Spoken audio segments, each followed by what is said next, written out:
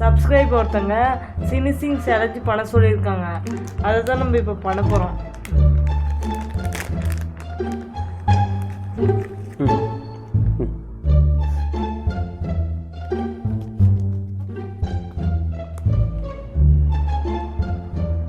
நீ பண்ண நீ பண்ணு.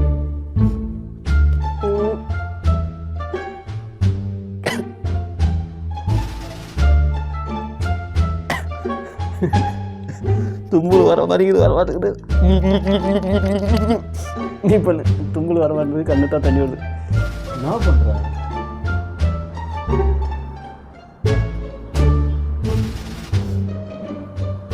சிரிக்காத.